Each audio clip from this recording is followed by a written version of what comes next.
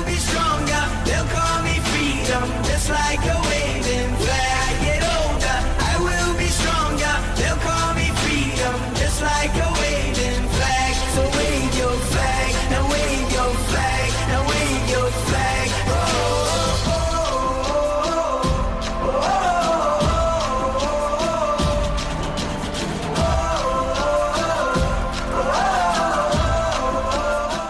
Assalamualaikum, I am Nomawani from College University Protect Mara. We are given an assignment by Dr. Shira to interview a leader.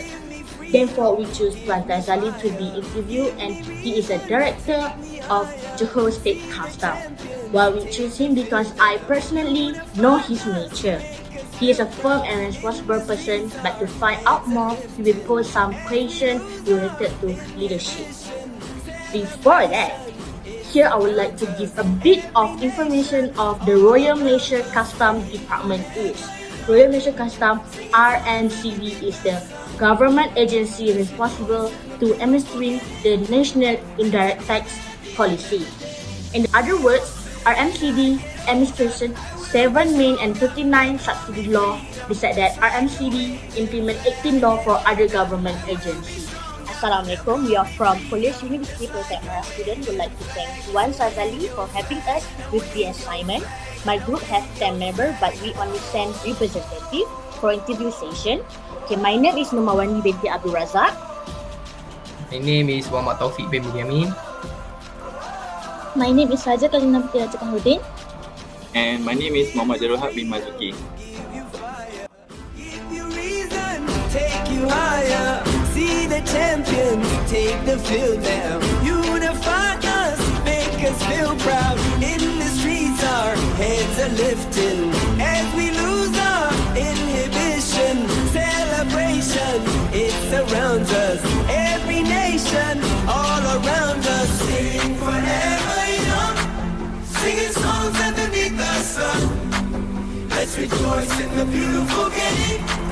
And together at the end of the day, we all say, when I get older, I will be stronger. They'll call me freedom, just like a waving flag. I get older, I will be stronger. They'll call me freedom, just like a waving flag. So wave your flag, now wave your flag, now wave your flag, now wave your flag, now wave your flag, now wave your flag, wave your flag.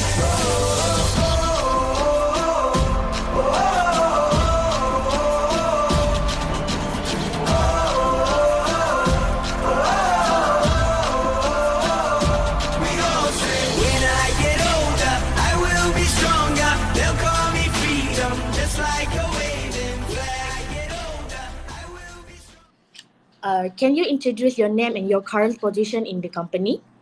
Okay, thank you, Wani. So as for the first question, introduce myself and current position from a government agency, that is Royal Malaysian Customs Department for the state of Johor. As you know, my name is Sazali bin Muhammad. I'm 55 years old. I'm currently the director of customs for the state of Johor. So will that be enough for the introduction? Okay, thank you, Tuan Sazali. Can you share with us a little bit about the background of your company and what type of service or product that your company provides? Okay, Wania. As I said to you, I'm from the Royal Malaysian Customs Department for the state of Johor. So the Customs Department is basically a revenue collector. We collect the taxes for the government. So basically we have 3 missions. The first mission is, like I said, to collect revenue for the government. And the second mission, if I want to elaborate on that, so those kind of revenue that collect is in the term of consumption tax. Maybe you are familiar with sales and service tax. Before we have GST, goods and services tax. So other than those tax, we also collect excise duties, import and export duties. So basically, when I'm referring to taxes and those duties, they're basically the same things, you know. Like when you go to, like for example, you go to Kentucky Fried Chicken and then you eat, when you want to pay, there is a 6% service tax. To those tax goes to the government. That is what we do. We collect service tax. Then other than that, we also are in charge of facilitating trade for the government. So as you know, Malaysia is a trading nation. So trade is very important to the country. Most of our economy depends on trade.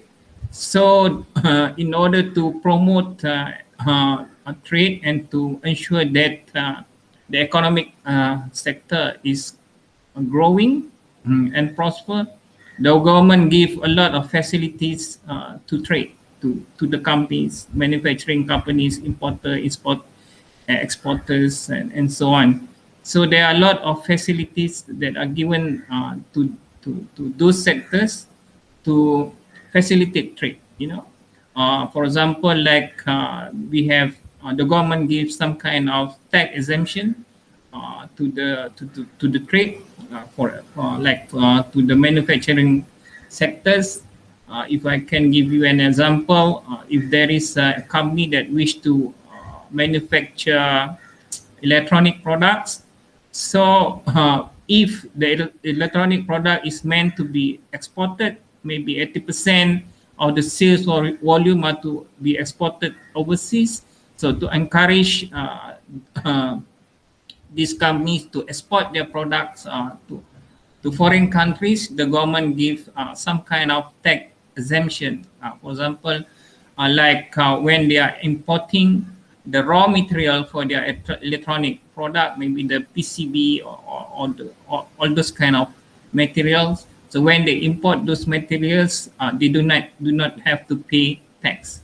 So this is what we call tax exemption on the raw material. These are the kind of facilities that are given to the manufacturing sectors in Malaysia. So basically, those kind of there are some other facilities like the if you are familiar with the free trade zones, and then we have the licensed manufacturers warehouse. We have a lot of other things. I think if we are to count those facilities, it could go to like 40 plus facilities that are given to encourage trade to grow in Malaysia, so that the trade in Malaysia can be more competitive with other countries. So the custom role is basically to manage, administer, and to control these facilities so that it is being utilized effectively, and then also to make sure that it is not being abused by those who are enjoying those facilities. So the other mission is like to ensure how do I call this? So it's like basically to protect the society, to ensure that certain goods like drugs, weapons, firearms are not imported to this country. This is to ensure that our country is safe from all those kind of things that can be caused by those kind of contraband. So basically, those are the three missions of the Custom Department: to collect revenue, to facilitate trade, and to protect the country and society. What the most important value that you demonstrate as a leader? As a leader, so there are many values that a leader should demonstrate, but to me, one of the most important is on integrity. So by integrity, I mean that performing your duties, effectively, performing it correctly, and then make sure that you are not abusing the authority and power that has been entrusted on you. So this could, when we talk about integrity, it can cover a lot of things, from like the small things like not to being late for work, and then it can also cover the big things like not to involve yourself in bribery, graft, and like not to abuse the power that has been entrusted on you. To me, the most important value that I need to demonstrate is integrity. Okay. Thank you, Tuan Razali. I will pass to next interviewer, Muhammad Taufik. As for my findings from our interview session with Tuan Sazali, one of the key factors that made him a successful leader in the government agencies is to have a great academic background. For example, Tuan Sazali had reached a milestone in his academic career and even gained the opportunity to further his bachelor's degree at Ohio State University. He also completed his master while working in the customs, which proven that having the right knowledge provided him with the set of skills needed to become a successful leader. As for the leadership style, to lead others in the real-life working environment successfully, Tuan Sazali uses a combination of leadership styles such as democratic, transformational, and visionary leadership.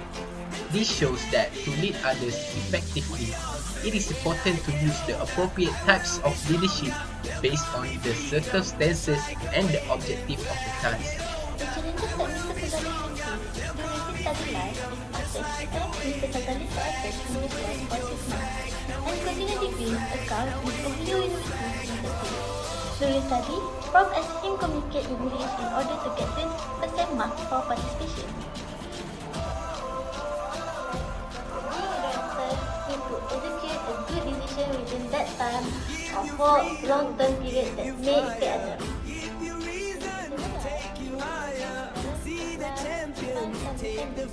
He will be told of footwork needs to be handled, so he has to need to be happy, fit, and also know how to handle.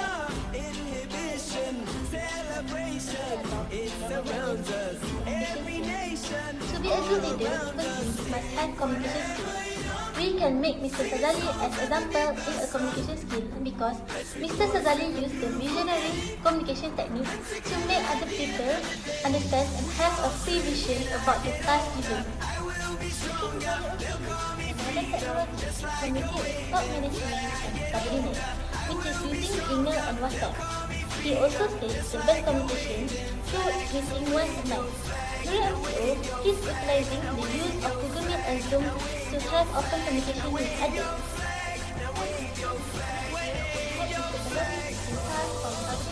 And make him feel like working with him at ease and not feel like being forced to do so. Okay, Tuan Sazali, I will be asking about more about on the management. So my first question is, you have mentioned taking management science course, right? And you have been involved with a lot of organizations, you have been involved with a lot of subordinates, you have been dealing with a lot of people along the way till you get your position as a customs director. And my first question is, what is management from your perspective? So, management to me is about doing things right. If for example, if you are a manager, you are tasked of doing or performing something. Like for example, if you are a manager of KFC, so there are certain procedures on how you should manage your KFC restaurant. There are certain procedures on how you should cook your fried chicken, make your burgers, and things like that. So your task is basically to ensure that this is being done correctly according to the standard of procedures and things like that. So manager's job is just to manage things, make sure things are done. So that is basically what managers do. That is basically what management is all about, to make use of other people to achieve a certain objective. Is that good enough for you? Yes, Tuan Sazali, thank you so much for your answer. My second question is, as a customs director who have a lot of workforce and you have a lot of things that you need to think about, how do you manage your time in terms of personal life and working life? Is it been more difficult from time to time, or it has been more easier for you? Yeah, it was never easier than before. It's getting more difficult from time to time. Because the work scope, the work burden, your responsibility are getting more and more. So this is really demanding your strength, your energy, and of course your time. So how do I manage my time? So basically, I will be in the office around 7:45. Then I had my breakfast. I was lucky because my wife is also working as a custom officer. We work together in the same office.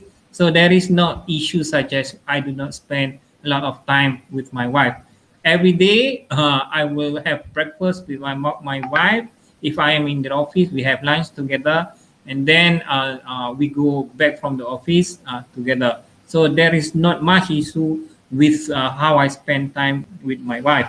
So basically, the issue is how I spend time with my children overseas. So basically, in the month, I will spend like 1 week or so overseas. They, I think, getting used to it. So basically, they are not really demanding in terms of how much time I spend with them. But when I have the time in the weekend, if I don't have to go out station, I make sure that I will take my children, my wife for dinner. We go to the mall, do some shopping, or we go to the beach, or things like that. That's why I spend my time with my family. Okay, thank you, Tuan Sazali. And I think that also answers for my third question, which is how do you handle self-management and also work-life balance? Since you already explained you spending your time with your family. Yeah. Okay, Tuan Sazali. So it seems like you're doing well and you have your own work-life balance despite all the things that you've been through, and you've been a customs director. So I think this is all. And my last question is, what is your future plans in terms of your career and personal life? Are you planning on doing something big for the society? Do you have any plans in mind? So basically, I think I have another like 4.5 years before I retire. So I think looking at the way I'm progressing, so I think this is only my thinking. I have a good future to be at least boss number one of customer, ketua pengarah customer, director general of custom. So if I become the director, ketua pengarah custom, so I have already in mind what I need to do. I have already like some sort of a plan, what things should be done, what things should be improved, what things should be changed in this custom department, how we could possibly improve our image, how to become more effective, how to collect more taxes. But those are something that I cannot share with you here. So basically, so as for my personal life, I think after I have retired now, actually I have been thinking on venturing into some kind of business. So my wife like to do business as well. So maybe I'm planning to have like a small cafe or restaurant, something like that. And then we are also planning to do some social work, like what Ustad Ibid you are doing, helping the poor people, unfortunate people, misfortunate people, helping orphans, things like that. So that is basically what I have in mind and plan for the future. Thank you, Tuan Sazali. That's very kind of you. And I think our questions are already finished here. We are almost at the end of our interview session. So now I would like to pass back to Marwani. Right, thank you, Tuan Sazali. Thank you so much. Thank you for your time, your sharing, your effort. Thank you. Okay, terima kasih kalau sebab jemput saya dalam interview ni lah. Jadi saya rasa you all dah do very well. You are very well prepared. Saya harap you dapat makalah grade yang bagus lah untuk ni. So basically kita tengok you all budak-budak muda kan yang orang kata very positive yang very orang kata energetic, things like that ya. Jadi saya harap teruskanlah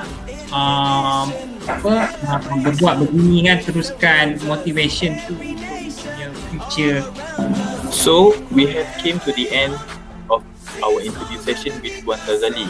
It was a very meaningful experience and very honored to have a great leader like Tuan Sazali to share some of his experiences and his moral values to us. As a conclusion, we can learn from the interview that a leader should have integrity, it is one of the major things that leaders should have. In order to lead others, leaders must lead themselves first. So the major things that leaders should have control is time management, as it is the main ingredient or the main source of a leader's success. When time is well managed, leaders can have control in everything that they are currently doing and also the things that they want to do in the future. Thank you for watching this video, and that is all for me.